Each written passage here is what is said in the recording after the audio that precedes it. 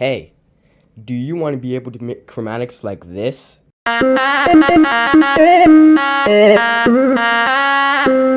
Intruders, you say? Hi there, I'm the guild master of this guild, Wiggly. Well, look no further than this tutorial. And do not worry because this is completely free. You don't even need the paid version of FL Studio to do this. But unfortunately, you cannot make it into a direct wave instrument for FLM. But I'll let you in on a little deal. I can give you guys a version of FL that gives you everything for free. Just keep it between us, alright? It will be down in the description. So without further ado, let's do this. Alright, I'm throwing this in while editing, and Hypertrend commented on one of my videos, so that's really interesting. But Hypertrend, if you're seeing this video, then I'm a pretty big fan.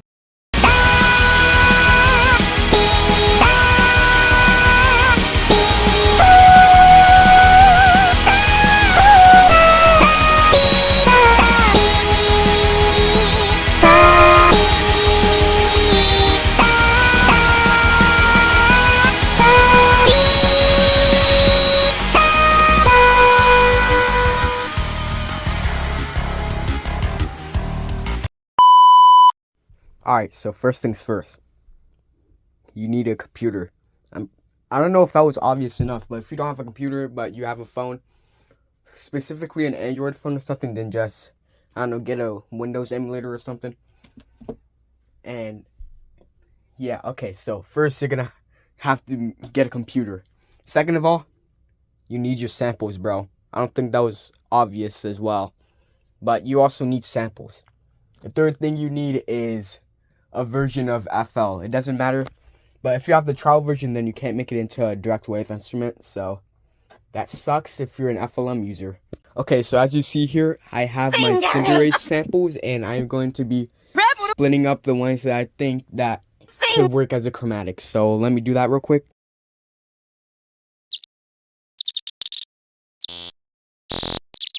Alright, now I have all of my samples, so I can just go ahead and delete the whole clip. And then I could just consolidate all of those tracks.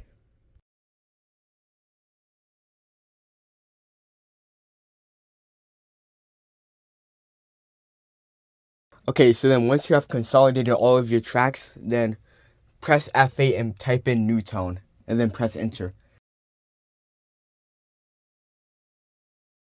That should open up Newtone, and then click on the one that looks like a save icon, then click on the arrow below it. Then it should open up your file explorer. So go to your downloads, and then type track, and then go to one of the tracks, and then press open file location. That should show you all of your consolidated files. Click on whichever one you want, and then it should open up that clip. Then what you're gonna do, as you can see here, is you're gonna try to find the vowel in your character's sample that you picked earlier. And then you're gonna want to open up a program called Edison once you open up your sample. So press F8 again, and then type in EDI, and that should isolate Edison, so you'll be able to open that up by itself. And now as you see here, you just press the record icon on Edison, and then you're gonna want to play the vowel on Newtone, and then that should transfer over to Edison. And then once you're done getting your sample recorded, then press the record icon again, and then you're gonna want to cut out the part that you don't want. So just leave the vowel. That's optional because I've been creative in the past. But if you just want a basic chromatic, then just go for the basic vowel. And then once you have your vowel, click on the icon to the far right, at the top right, that has a little mouse icon and a little paper icon. And then click on it and then drag it over to where your samples are. Okay, where it says patterns 1, 2, 3, all that stuff. And then it's pretty much rinse and repeat until you finish doing all your samples. So I'm gonna speed it up, and then I'm gonna show you guys what to do next once you have all your samples fully extended into your vowels.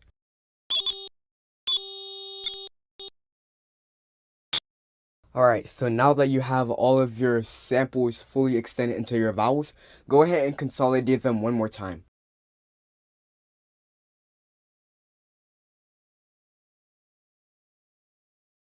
Okay, so then you're gonna have to select the folder in the chromatic generator that you put all of your samples inside of, and then the range 40. If your character is male, 40, and if your character is female, then 45. And then put the gap is from like 0.1 seconds to 0.3 seconds. That's what I prefer. And then I'd rather not have the dumped individual samples, but you can leave that on if you want. And you can leave it pitched if you want to, but I like it pitched, so I just keep that up. So I just keep it on like that. And then press generate chromatic.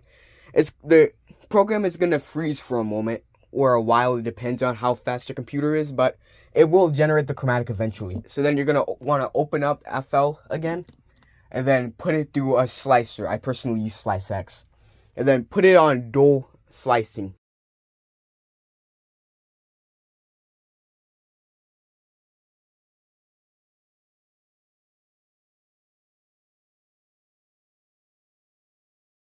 And if you're an idiot like me, then you have to delete some of the markers. But then once you're done with that, then just if you're on the quote unquote free version that I'm using, or you paid for it yourself, then you can go ahead and make it into a direct wave instrument. But then the lowest it can be is C5. And then the highest it can be is just whatever, however high you put the range. But just so you know, the lowest it can be is C5.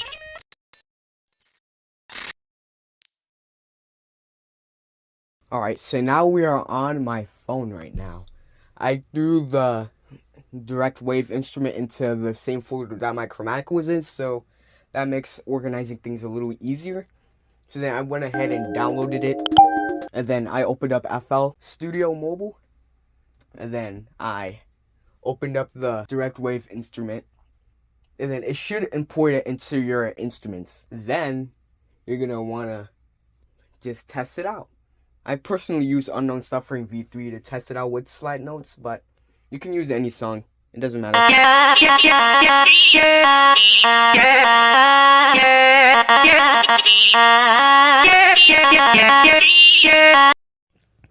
And with that, the tutorial is complete. You made your very own chromatic, and if you downloaded the free version in the description or you already paid for it, then I guess you can make your own direct wave instrument as well.